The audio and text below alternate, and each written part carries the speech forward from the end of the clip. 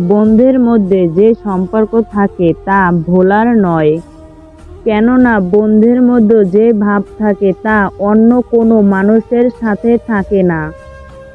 আর সেই বোনকে ছেড়েও অনেক দূরে থাকতেও মন থেকে কখনো দূরে থাকে না।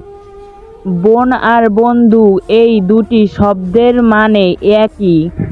দুটি সম্পর্ক অনেক মনের গভীর থেকে তৈরি হয়। বোনেরা সুখে একে অপরের মাঝে ভাগ করে নেয়।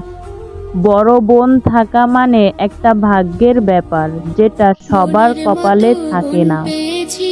আর একজন বোন থাকা হাজার হাজার বন্ধুর থেকেও অনেক উত্তম।